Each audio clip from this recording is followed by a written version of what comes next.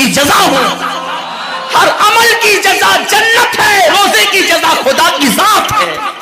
اسی لیے آقا فرماتے ہیں روزے دار کو دو خوشی ہے، ایک تو افطار کے وقت، دوسرا لقائے رحمان کے وقت، خدا کی زیارت کے وقت. صحابہ نے پوچھا آقا ہم اللہ کی زیارت کیسے کریں گے؟ آقا فرماتے ہیں جیسے تم آسمان پہ چاند دیکھتے ہو بلا تمثیل، اسی طرح تم خدا کی زیارت کیا کرو گے.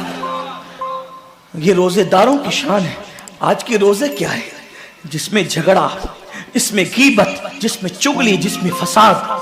روزے کو عادت مت بناؤ، روزے کو عبادت بناؤ.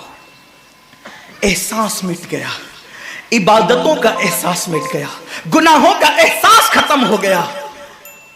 جب تک کہ لوگوں میں گناہوں کا احساس زندہ تھا وہ عبادت کر کے بھی اللہ سے ڈرتے تھے، وہ عبادت کر کے بھی رب کی بارگاہ میں آنسو بہاتے تھے کہ مولا میں تو حق ادا نہ کر سکا.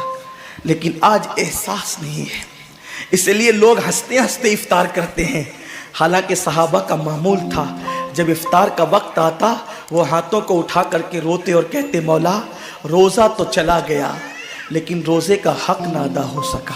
آنسو بہاتے، ڈرتے. لیکن آج ایسا کچھ بھی نہیں ہے. ہماری ساری نیتیں تو دسترخوان پہ لگی ہوتی ہے افطار کے وقت. آئیے ایک بات نکل آئی، احساس گناہ. کیا ہے احساس گناہ؟ آقا نے فرمایا نا کہ جب رمضان شریف کا حق ضائع کر دو گے تو اللہ تم سے عزت کو چھین لے گا، تم ذلیل و رسوا ہو جاؤ گے. احساس ختم ہے گناہ کا.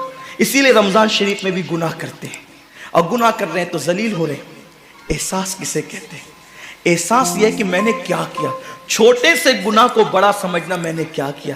ایک خاتون بارگاہ رسالت میں آئی اور عرض کیا یا رسول اللہ مجھ سے زنا ہو گیا ہے، میں نے بہت بڑا جرم کر لیا ہے، آپ مجھ پہ حد لگا دیں، حد جاری کر دیں تاکہ میں گناہ سے پاک ہو جاؤں.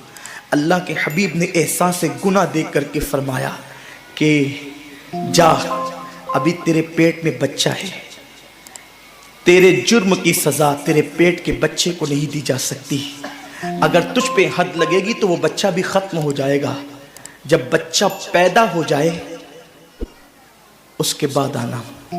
بچہ پیدا ہو گیا تو وہ لے کر کے آئی. آقا فرماتے ہیں تیری جان چلی جائے گی تو اس کی پرورش کون کرے گا، اس کو دودھ کون پلائے گا؟ جا اس کو دودھ پلا اس وقت تک جب تک یہ کھانے نہ لگے. وہ بچے کو 2 سال تک دودھ پلاتی رہی، اور جب بارگاہ رسالت میں آئی تو بچے کے ہاتھ میں روٹی کا ٹکڑا دے کر کے آئی. بچہ روٹی کھا رہا تھا. عرض کی آقا مجھ پہ حد جاری کریں تاکہ میرا گناہ جو میرے دامن پہ لگا ہے وہ دھل جائے. حضور نے 3 مرتبہ اس کو اپنے دروازے سے ٹالا. اگر کوئی دوسرا ہوتا اس کو ڈھیل دی جاتی تو وہ بھاگ جاتا، دوبارہ پلٹ کرنا آتا. لیکن احساس گناہ تھا، گناہ کا احساس تھا کہ یہاں گناہ مٹ جائے تاکہ وہاں جواب دینے سے بچ جاؤں. اس خاتون نے 3 مرتبہ حاضری دی، حضور اب میرا بچہ روٹی کھانے لگا ہے، مجھ پہ حد لگا دے تاکہ میں پاک ہو جاؤں. اللہ کے حبیب نے فرمایا اللہ کی بندی، جب اللہ نے تیرے جرم پہ پردے ڈال دیے تھے تو تو نے اظہار جرم کیوں کیا؟ اب چونکہ تو جرم کا اظہار کر چکی ہے، اقبال گناہ کر چکی ہے، اب تجھ پہ حد لگائی جائے گی. اور اس کو سنگسار کر دیا گیا. جب وہ مر چکی اور اس کو دفن کر دیا گیا تو کسی نے کہا کتنی بدبخت تھی وہ عورت جس نے رسول پاک کے دور میں منہ کالا کیا. میرے نبی نے فرمایا تو اس کا گناہ دیکھتا ہے، تو اس کا احساس گناہ نہیں دیکھتا. اس نے ایسی توبہ کی ہے اگر اس کی توبہ 70 جہنمیوں پہ تقسیم کی جاتی تو اللہ ان کو بھی جنت عطا فرما دیتا. آقا کریم صلی اللہ علیہ وسلم فرماتے ہیں جو رمضان شریف میں گناہ کبیرہ کرتے ہیں. اب گناہ کبیرہ کی بہت بڑی تعریف ہے، اس کو نہیں بیان کروں گا، لیکن جو گناہ کبیرہ بڑا گناہ کرتے ہیں، پہلی بات تو چونکہ میرا مسلک صوفیہ ہے، صوفیہ سے کسی نے پوچھا کہ گناہ بڑا کیا ہے؟ امام غزالی فرماتے ہیں نہ کوئی گناہ چھوٹا ہے نہ کوئی گناہ بڑا ہے.